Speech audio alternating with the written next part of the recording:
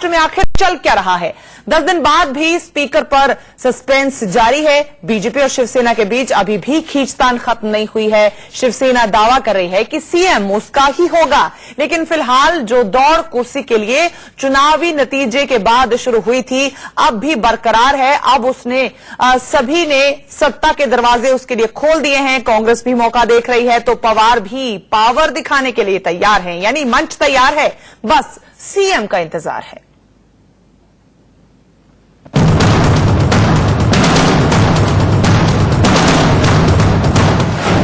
महाराष्ट्र की सियासत में कौन मारेगा मास्टर स्ट्रोक?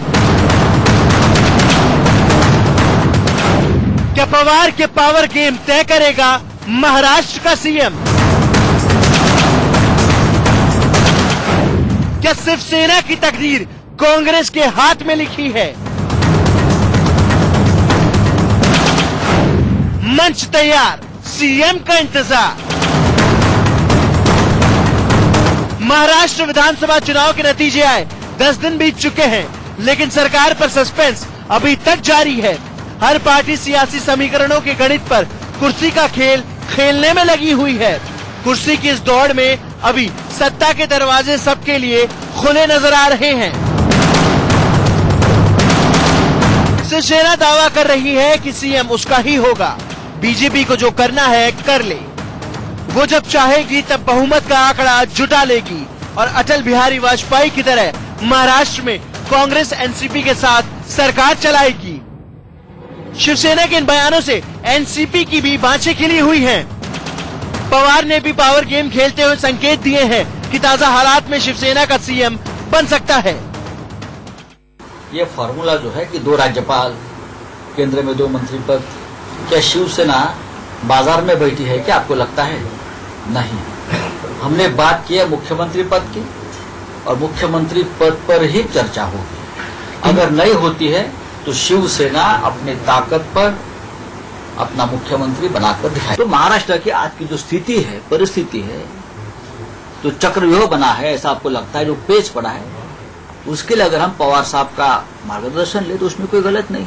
इसके बारे में कुछ डिसीजन लेना हो तो हमारे नेता पवार साहब ही ले सकते हैं, और कांग्रेस के बारे में कुछ डिसीजन इसके बारे में लेना हो तो मैडम ही यानी सोनिया जी गांधी ही ले सकती है।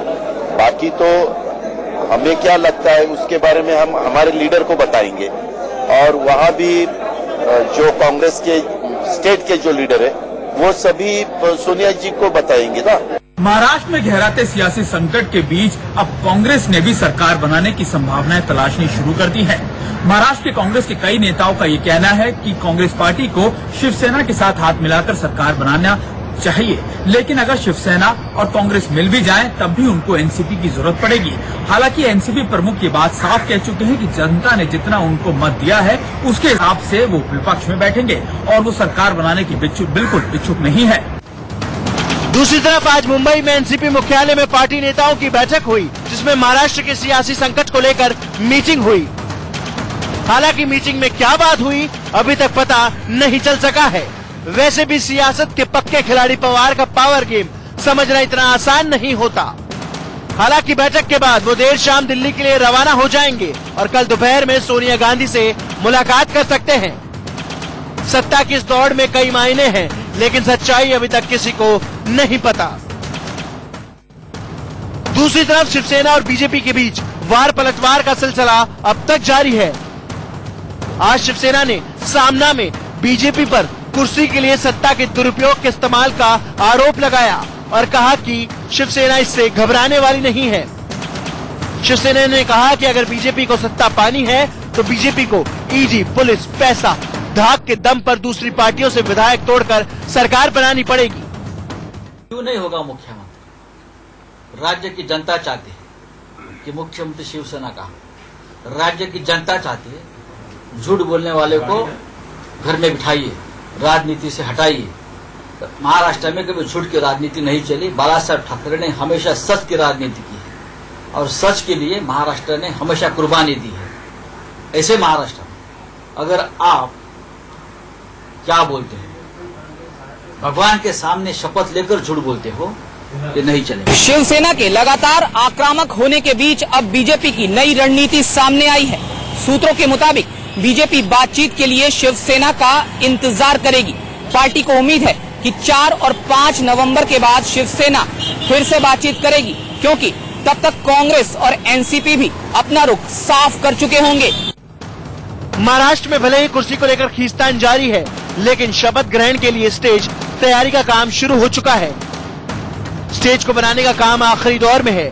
दूसरी तरफ AIMIM के सांसद असदुद्दीन ओवैसी ने शनिवार को शिवसेना और बीजेपी पर तंज कसते हुए कहा कि बाजार में नया 50-50 बिस्किट आए हैं।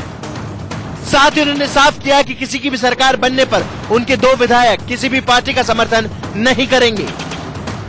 हम शिवसेना की तायद नहीं करते, ना करेंगे इंशाअल्लाह ताला, ना बीजेपी की करेंगे।